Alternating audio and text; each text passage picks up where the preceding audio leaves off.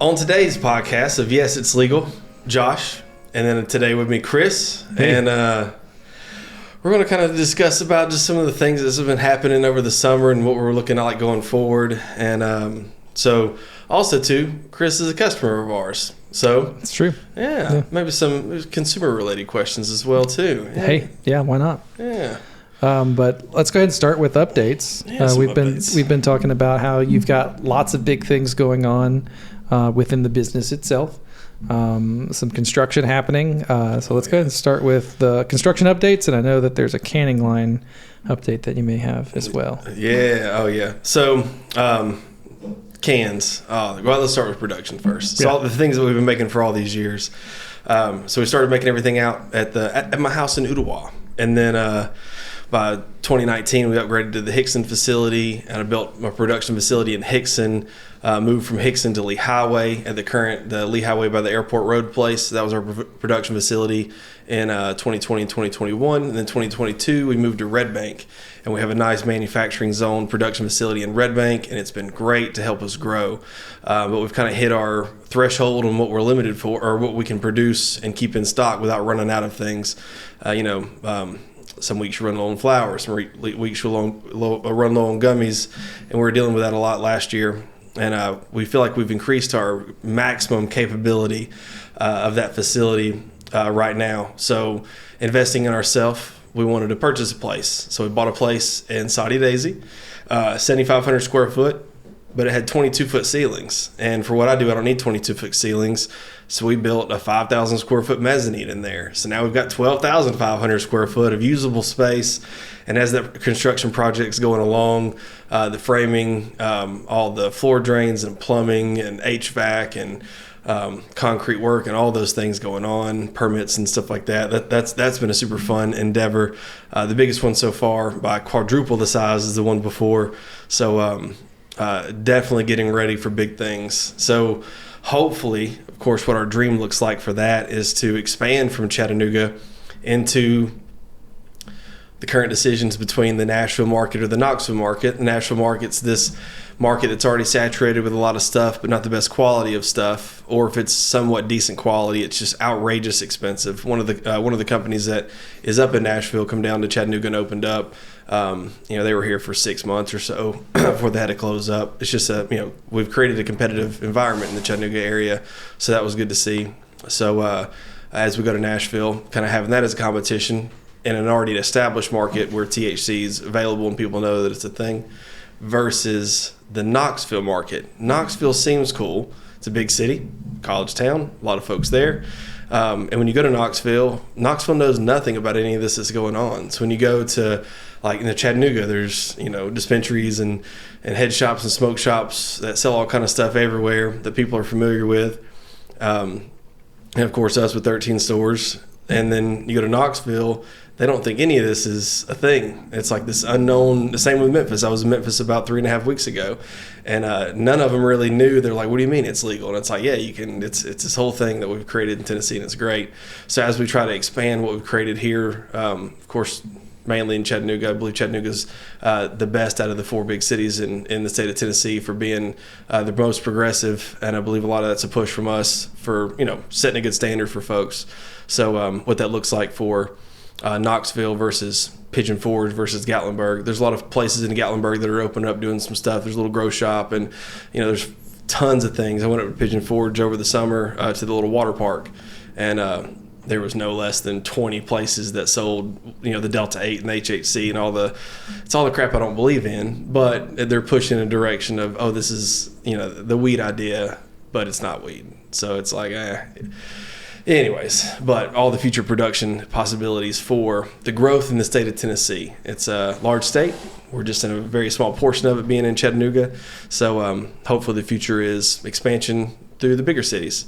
And then, so production will allow us to do that, being able to put the bakery in one spot, production in one spot, the warehouse in one spot, distribution in one spot.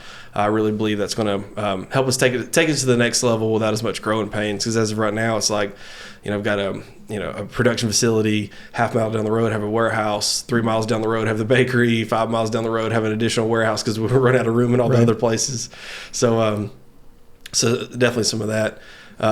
canning ideas as well too, as we scale up and work closely with our current canners that are doing some stuff for us. They're doing a great job keeping us stocked up. We're in distribution now, and that's one of the things too. Our cans are already in the Total Wine, so the Knoxville, Nashville market. We're in bars in Knoxville, Nashville. We're in, I think it was 47 liquor stores. Just liquor stores in Chattanooga, Knoxville, Nashville. So as we keep that gain, keep that increase, also scaling up the canning aspect of it too. So a lot of good things, growing pains in a good way. Right. Yeah, good stuff though. What kind of pains are you dealing with? Obviously you say you're trying to consolidate all of these different parts of the business under kind of one roof, under that 12,500 square foot roof in Saudi Daisy now. Yeah. What are some of those pains? Like how...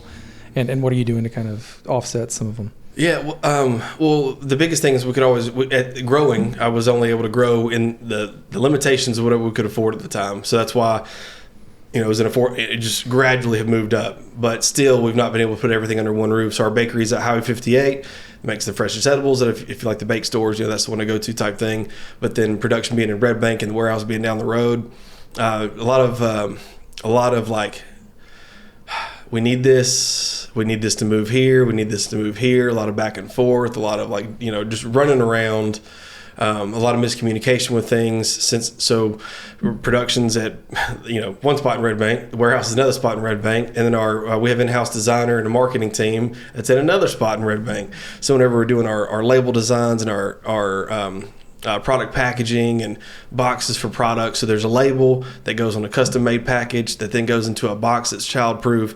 And whenever we're trying to manufacture these things in a design aspect, it's like, hey, we need somebody from production to bring over this and this and this so we can look at it.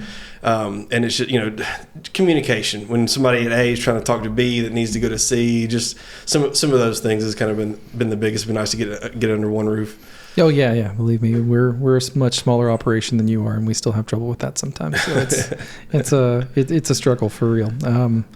Let's talk about some of the. I know you talked with a lot of folks on the podcast about the new legislation and stuff that's happened over the summer, but there's been a lot of changes, I think.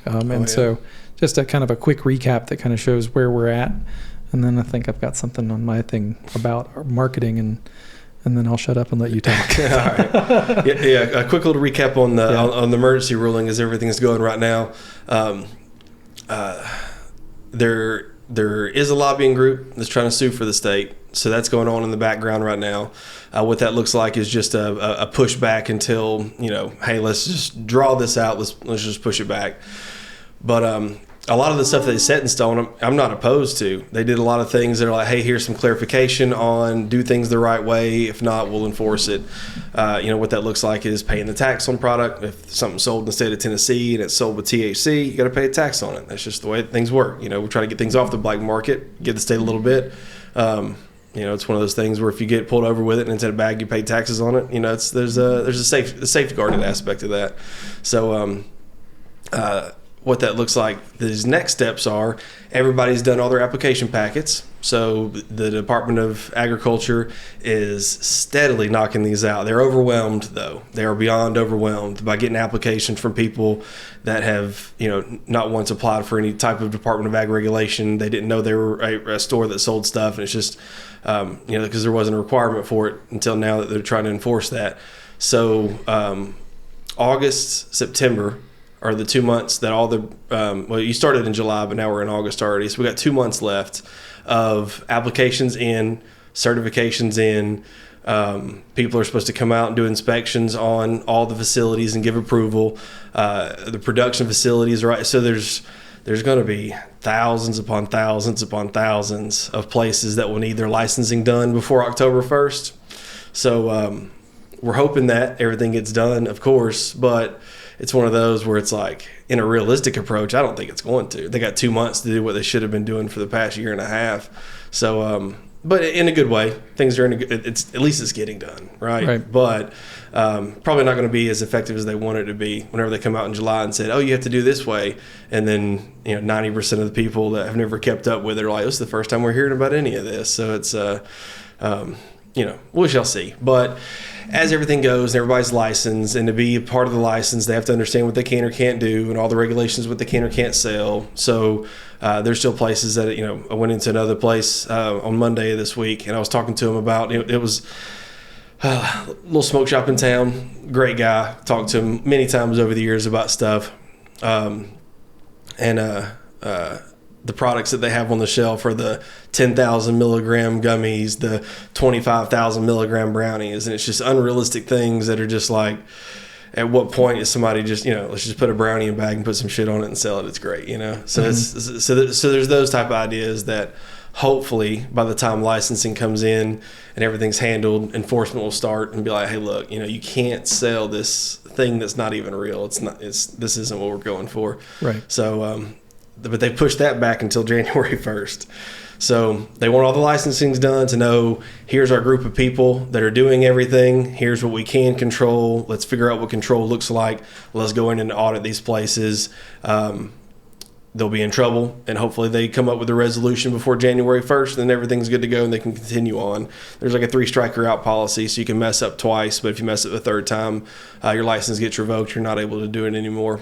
So I'm sure there's a lot of people that are going to have the first strike just because of how far they are off from where they're at now to where they need to be. Right. But they're getting them time to do that. So essentially to the end of the year, but just as long as you got your paperwork in by October, it's okay. Cool. Yeah. All right, man. Let's talk about the Dragon Lounge. Oh, the lounge. Tell me all about this. Yeah. I need to know as much information as possible, because my understanding is that we're going to be trying to help you get the word out about this place, and maybe with some events there. That's it. And then just real quick before I get into the lounge, some of the things that, we're a hemp shop, we're a cannabis shop, we're a consumption lounge, we're different things, and then all these different things that we do. The word cannabis, from the federal perspective, it's just it's so horrible, right? To be in the same classification as heroin and methamphetamine. So whenever we post up on something and it's like, oh, these guys might as well be talking about, from a federal standpoint, heroin to people on the internet.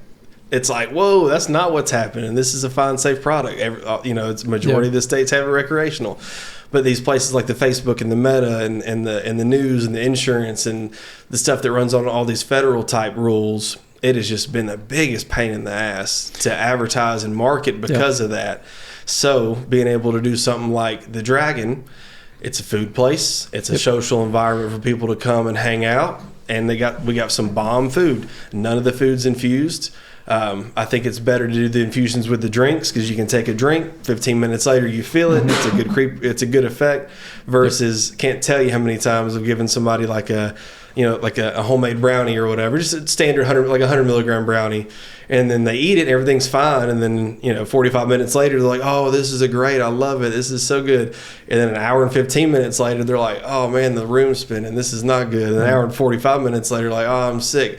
So it's like, to give somebody that potential for like an oil-based product, like a food, it's great to create some flavor. So we do like terp stuff, so we can have like the flavor, that like the essence of cannabis, right? Mm-hmm. So there's some ideas about that, but at the end of the day, we're already offering the drinks and like inhalation for like the Puffco Peak type pieces. That's instant. Drinks are 15 minutes. Do the food, and you're just setting people up for failure with it. Yep. So many people come in, they're like, oh, I want the strongest thing, and it's like, no, you don't. You might think you do. Let's just start with this. You can always eat, you always do more, you can never do less. So, but food wise, Amy, our chef, and Delia have been doing such a great job with the Dragon and the food. I went by Monday and Tuesday this week and Friday last week, and they've been cooking food from 1 to 4, just kind of getting ready for the kitchen. Got all new ACs in there, ovens in the back, power lights, added UV lights, put some projectors on the front. We're going by there when we leave here, right? Yeah, okay, we're going by there. Nice. I can't wait to show you. So the food stuff, the flatbreads, we do 2 kind of flatbreads. like a buffalo blue cheese flatbread, then just like a pepperoni type flatbread. Both of them have been amazing just because of the uniqueness about it. That buffalo blue cheese, that's my go-to. It's hard to go wrong with pepperoni, but pepperoni's whatever, pepperoni all the time.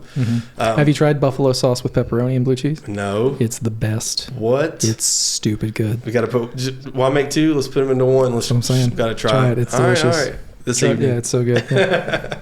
So, nothing wrong with some consolidation as well too. So I like that. We'll give that a shot. And then the sliders, we do a French dip, like an au jus French dip slider. I do a Cuban slider, and then she's got a vegetarian option, which is like it's a squash. I don't know how to describe it. It kind of looks like a sausage, like a round sausage piece, but it's like a squash patty. And that was actually the first thing I tried last Friday. She was cooking those up, and I ate one right when she cooked them up with the I forgot the name of the sauce she put on top of it. It was like this orange cream type sauce on the top. It was really, really good. And then she started doing those in sliders as well too. So some good options with those, and the tachos. So the tachos are neat. That's actually what. All the other food's amazing. Like, it's like some really good food. Like, I would come here for lunch and eat this. And the tachos aren't bad. Like, I enjoy them. But out of probably the 4 people that I brought over this week to try everything, that's what they go toward first.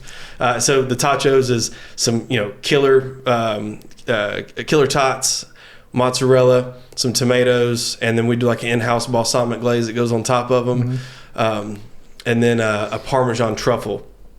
Parmesan truffle type tots, and both of them are great. Yeah. I've not had the Parmesan truffle one yet though. Sounds great. Yeah. So some really good food options that we got from folks, and it's just at the end of the day, from the business standpoint of stuff, it's like we've created this space. It's a cool space to come hang out with your friends. Parties of 6, 8, perfect spots for them. 2, 3, 4s. Come by yourself, get a little dab and go or whatever. But whenever we're taking care of the 4s and the 6 tops, the friends that are hanging out for a while, they all get their mocktail, they all get their THC drink, they get the little Puffco piece, they pass it around. It's a group little the sesh or whatever, right? So everybody has a little session together. But then 45 minutes kind of goes around, and they're starting to feel great, and they're like, man, you know what? What's next? Let's do something next. Let's go walk around. So they get to enjoy the beauty of downtown. And then, sometimes come back, sometimes, venture on their way after or whatever. And a lot of times, and that's actually picked up so much in this past month, is the takeout stuff.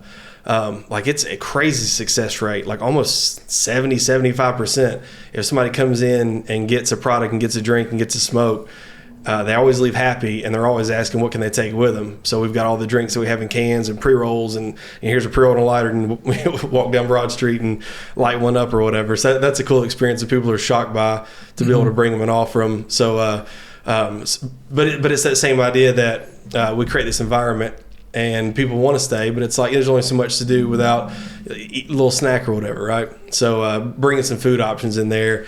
Kind of the idea about that one is to kind of create, like, once instead of coming by for 20-30 minutes, dip in, get what you got to get a little puff and go do something. You come by, get what you got to do, get a little bite to eat, kind of hang out for a little bit. And we put like an Xbox in the corner, little stuff like that, like a little 4-person area for like Xbox and the TV. We had the projector mounted. Sunday we did like a little watch party for TV series that was the season finale. So some stuff like that we're trying to incorporate in the evening times. So fun stuff though. But the food, I think, is going to be a game changer, because it's amazing food, and who doesn't want to eat right when they get done smoking right. And getting a drink. Yeah. So one of the things that we're going to look at doing is marketing, obviously, as an adults only venue. We're looking at potentially doing like a comedy show where. Not sure what the concept of it completely is, but Justin loves the idea of all of that, and he said that he spoke to you about it and you thought it was cool too. Yeah, he sent me. I was going to ask what was the tagline for the comedy thing, because it was something I wasn't familiar with, and I looked it up, and it was just the definition that Google gave me was what was the name of it? Oh, the Kill Tony.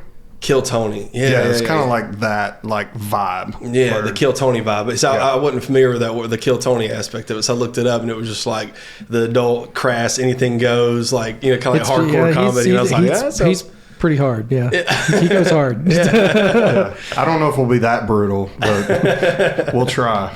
I don't know. Yeah, but I mean, really, the premise. I mean, Chris, if you want to kind of explain like how that kind of format works.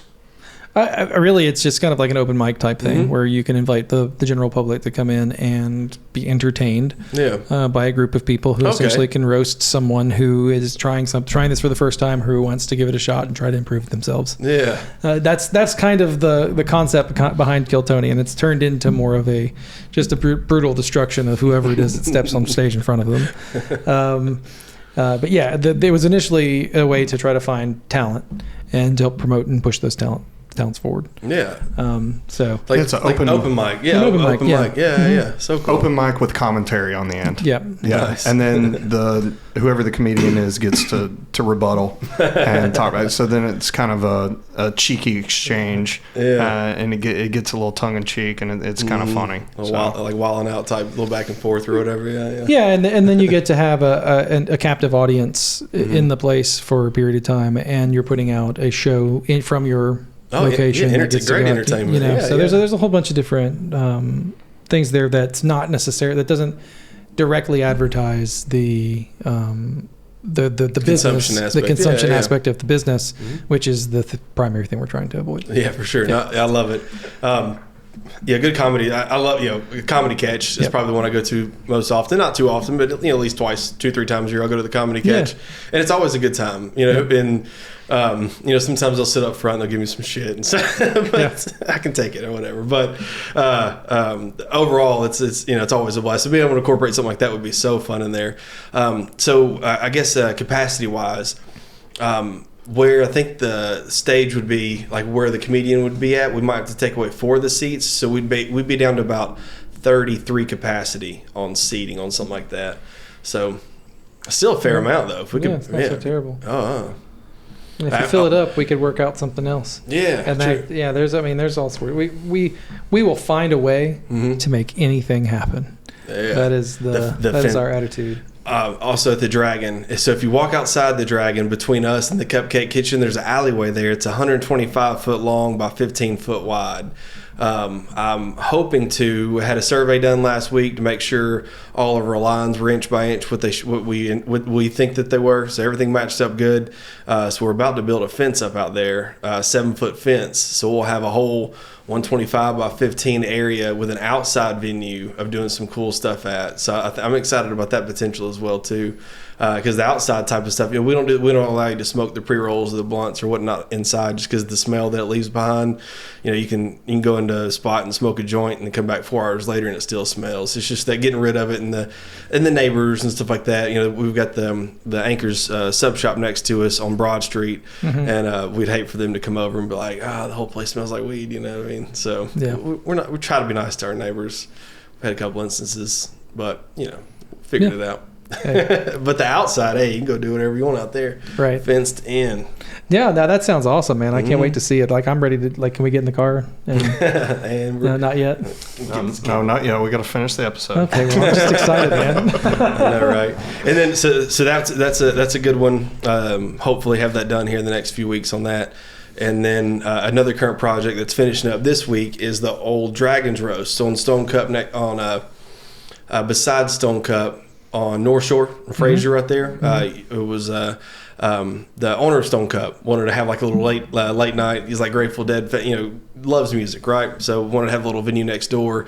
And he owned the Subways, and the Subway closed down. So he's like turned the Subway into a venue, and had fun with it for a while. But just this past couple of years, maybe since COVID or last few, whatever happened, I just wasn't into it anymore. I was like, man, I've got this thing going, and kind of want to turn it over to somebody different, let them kind of take the reins at it. So we took the reins at that one on June 1st, and we've kind of been starting. And it was the dark roast, but now we're going to call it the Dragon's Roast, just to kind of match. Everybody knew the roast was its its nickname or whatever. So taking the roast and turning it into the Dragon's Roast, it no longer looks like a Subway inside. Put all new flooring down, changed the bathrooms, put a new bar in, put a kitchen in the back, painted all the walls. We're doing a mural inside. So it's Jesse's doing a great job. He actually just started like 3 days ago on the mural. So we got a little bit to go on that one, but got a good direction. And he's been part of the music scene that's been there for the past few years. Whenever he whenever we're looking for somebody to do the art with it, he was super excited. So having somebody that's like, this has kind of been his family, his folks, and it's been cool to keep the folks that have kept it going these past few years with us. So Jake and Brad, I think there's 20 Brads that work with us now from that place. So there's just a lot of Brads. So tell me more about the Dragon's Roast, because this is the first time hearing of this one. Dragon's Roast. So the stage at the roast was on the side when you walked in, and the bar came out really far. So we've taken that stage off from the side and put it by the front door. But then when we're not doing stage stuff, we can remove the aisleway from the front door and have side stage off in a big main stage. So potential for it's a nicer setup for the stage. And then it looks all the way back. So instead of having a side angle in the hallway, that's been cool. And then food-wise there, just to be able to have some snack food options, because we'd like to be open during the day just to kind of catch some of the the touristy traffic or the people walking downtown, or even the folks that are coming to the coffee shop next door that it's that place does pretty good. They stay busy. 2 o'clock, 3 o'clock, people will be working on their computers or whatever. So that same type of idea, if we could be next door and provide a drink type mocktail type option to them, hopefully work well with the coffee shop next door, infusing coffees and stuff like that. Yeah. So the pick me up or whatever, if you will, through the day. But just the working class folks come out, chill, hang during the day. And then we got the balcony around the back with the beautiful view of the walking bridge, which is real cool. And as far as the food options going, only thing we're doing over there is hot dogs. We're going to do the best hot dogs in town. Lots of so keep it limited, keep it easy, keep it simple. Hot dogs. That one is going to be a little different over there, though, because it's going to be more beer focused, because it was a beer venue before.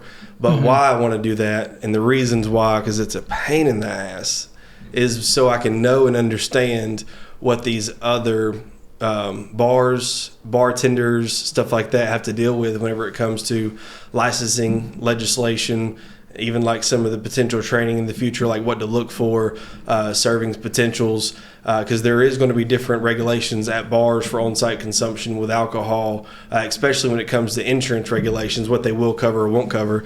that's the worst thing ever, to pay. Let's say we're paying $30,000 a year for insurance, and then something happens and you need it, and then they say, nah, we won't cover that because of exclusion on page 420. So some of those things, just kind of understanding, so it can be on, because I hate to advocate and then not know what we're doing, right? So it's just learning. So beer focused, cannabis though as well, but little different, because at the Dragon there's no alcohol. I wanted that to be the anti-alcohol, so the THC only, mocktails only. We're about to start doing, I should have brought it up earlier, but we're going to start doing just some R&D stuff. And I like to use these. I used the Red Bank Dab Bar for the first year before I opened the Dragon. It's just like my R&D. I help put drinks out there before we put them into cans. Customers come by, try one of the 4 drinks, let us know which one their favorite was. The winner of the favorites would get put into cans next. And then that's why we've got 10 different drinks now because of that. So that's been fun. So the R&D aspects at the Dragon that we're about to start is the kava, so like a kava bar. So we've been doing our own kava extractions, similar to the way that we do all of our THC stuff, turning it into nano water soluble products using organic steps all across the way, start to finish, to create a really good balanced product, something for everybody with no negative ideas about it. So kava stuff would be next, and it's just like a different idea of the chill. Well, you're not high. You can still function and focus, but you can definitely tell that, not a beer feel, but it's some of that, just, there are different ways to relax or whatever, right? Right. So that's cool. So you're kind of moving into more of a lifestyle brand that supports relaxation and kind of being chill. Yeah. Oh, for sure. And that's what so much of the cannabis did for me. And that's why for years it was just like, well, this is what works for me. It's cannabis. It's this. But then there's always the folks that we run into all the time. It's I can't do it because of a drug test, or I can't do it because of this. So instead of using a product that we know is great, they're held up because of some rules or regulations that are in the way. So trying to figure out like I've always experimented with mushroom stuff. So we've always played around with mushroom extracts. We actually just on it was Thursday, so it wasn't on Jerry. I don't think it was on Jerry. Well, maybe Thursday was. Thursday to first? Yeah, Jerry Garcia's birthday. On his birthday at Trim Tab, the brewing company down in Birmingham, Alabama. They did a mushroom drink.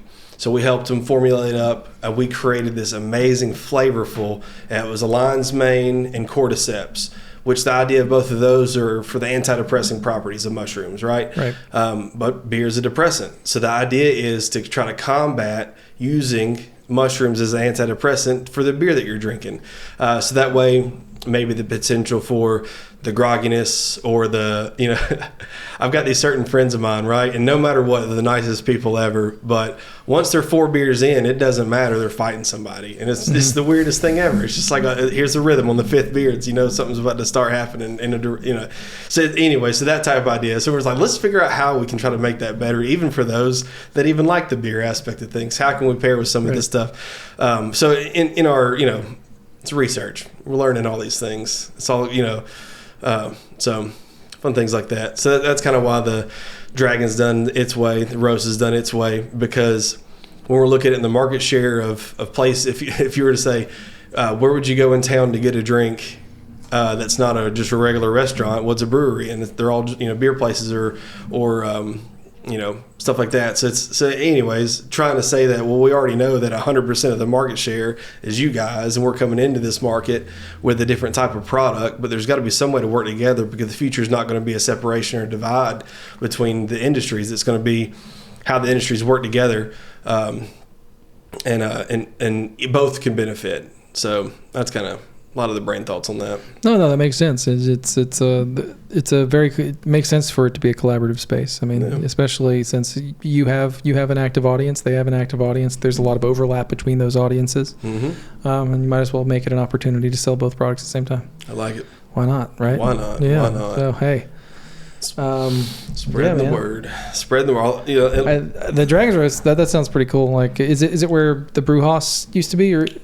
Well, the brew house is still there. They're beside us. Okay. But we're so the brew house has the alley that's like back with the parking that's up front. We're like right beside them. So our exterior wall. So when you walk onto our patio, if you were to like lean your arm over, you would like give somebody at the brew house a high five. Gotcha. That makes sense. Go in. Yeah. So good location on that one for sure. Also, too, there was another spot that just opened up, like 2 doors down the road from us on Fraser. It was Wake and Baked, and I went in there the other day. I don't think they're open yet, like grand opening. I think they said the grand opening's in another week or 2. But I went in last week, and they were doing their training. They're from Chicago, and there was probably like 10 trainers from Chicago out of town that were training the folks. And one of the girls that was working there, she used to work with us at East Ridge, and good people, said hey to everybody or whatever, and wished them well and stuff, and talked to one of the managers that was there for a little bit. So that's a neat concept they're trying to do. But their goal is like it's pastries, but then also kind of like a nutrition drink store, but you can get it infused. But little I haven't tried their infused stuff. He gave me a drink, but it wasn't infused yet. It was just like a dragonberry drink or whatever. So it's cool to see that. I mean, a lot of other competition coming into the area, which kind of creates a pros and cons. In 2019, whenever it first happened, I was in East Ridge, and I was the only spot over there in East Ridge, by the Taco Bell. And then like 4 months later, the guy that owns Hemp House, he opened up right beside me in the new shopping center, closer to the beside the Marco's Pizza. So Hemp House opened up, and I was like, oh man, this is like, I only had one shop at the time. I was like, I got to make this work, and I was nervous. It's like he's going to come next door to be competition, but it worked out in a betterance of probably both of us, because people would come to that area for something, right, and then they would go to one or the other. Rather than, like the idea of Burger King puts them right next to McDonald's, Home Depot and Lowe's build, side by side everywhere they go, and they create these just destinations, I guess. So I believe that East Ridgewood created a destination, and then one of the Atlanta guys noticed it, Cloud9. They opened up in East Ridge, right beside Hemp House. I feel bad for them, but they opened up so they opened one in East Ridge and one right on the corner of East Brainerd Road and Gun Barrel Road. But his East Ridge location does substantially more than the other location does, because we've created a destination for East Ridge to be there. So that's been cool. So hopefully some of the idea is that maybe Fraser right there, as it's coming ups and downs and waves over the years of Main Street coming up and stuff like that. And, 20 years ago. I'm sure Fraser was the spot to go. That was where you went. But so anyway, so maybe some revitalization to bringing back some life over there, because the park's beautiful, the bridge is beautiful, parking's easy. I mean, you got to pay for it, but the humongous parking lot right behind Coolidge Park, so it's easy spot. So hope, pros about that. I wanted to bring that up because I was just thinking about something new coming soon. So competition wise. Yeah, I mean, like you see a lot of shops popping up all the time. Mm-hmm. Oh yeah. A lot of them are little franchises and things like that are coming in from out of town and hiring a staff here to run it for them, and you don't get the same kind of quality that you get from going to a place like yours, and you can tell because you just don't get the service doesn't exist. Oh sure. In the same way, there's not as much knowledge, there's not as much information about what you're getting, and so you're gonna guess. Oh yeah, for sure. But out of all the places that do anything like similar to what we do, there's nobody that really comes close to just our aspect of it. Mm-hmm. But some of the folks that have done like a similar idea, but have been able to and pushed out for like some further expansion before really. I don't know. I feel like I enjoy some of the smaller scale, trying to do some of the different things to kind of specialize, because my idea of like what I've created at the Dragon is like, hey, this is a learning experience that I've been able to do in my backyard, and I have to travel and set something up and rely on people away so we can sit and build this up. And what does this look like in a perfected manner? So now that we're 6 months into having the Dragon, there's been a lot of changes since the initial day one construction build out time. Right. So what that looks like in a learning environment has been, I think, invaluable versus, because years ago, of course, I dreamed about, I want to go to Gatlinburg and I wanted to open up a tasting gallery like what we do at the Dragon, but doing it then wouldn't have been as of success as now. So I feel like sometimes waiting to the right time is good, but future's probably with it for sure. Yeah, for real. No, I think that's great, man. You got anything else, Justin? I think that's about it. We wanted to talk about the event at the Dragon, the comedy idea, and then how we can safely and legally advertise for the business and brainstorm some ideas there.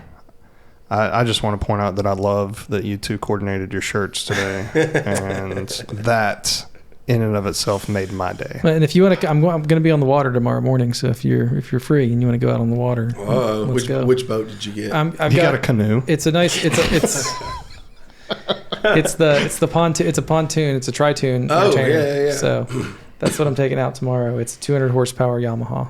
That's cool. So we're going to drive. Yeah, and it's only supposed to be 95 degrees, so it's going to be perfect weather. I'm going out in the morning, so I'll be out probably from about 9 to 11. I might grab lunch and then come back. Perfect. Nice. That's my plan. That sounds so fun. So, all right, guys. Laptop on the. Let's. Once you get moving though, if you're moving on the lake. Oh yeah. It's not bad. No. Yeah, especially on a pontoon if you've got like a canopy. Yeah, it's got a canopy. Really? It's got stereos. We got stereo. You can take a fan with you too. Look, we're about to order Starlink. We're about to order. Yes, we are. Yeah, Starlink, we're going to upgrade. And that's going to go on the boat with us. So I'll just be out there on my computer working. So, and editing. And the beauty about the Starlink would be able to do stuff like this like a live. Oh, 100%. Yes. From anywhere. Yeah. So if you wanted to do one of your podcasts from a boat, we'll be able to accommodate that here in a month or two. Yeah. So. It won't even take that long. No, we just got to order the Starlink. That's mostly it. Because we've already got an extra board right here. We're ready to go. Are they hard to get? What's the availability? You just go and order a Starlink? Yeah, I think they're on Amazon. Shit. The last time I looked into this was like a couple years ago, and I went to their website and it was like, put your email, we'll tell you more. They're between like $300 and $750 depending on which one you get. Okay. They're not very expensive. The most expensive part obviously is just the recurring monthly. It's like $100-something a month. Okay. I don't even think it's that much now. Really? Yeah. Really. So it's we've got a hotspot right now, and it was only going to be like $10 or $20 more than what we're paying already. No shit. Yeah.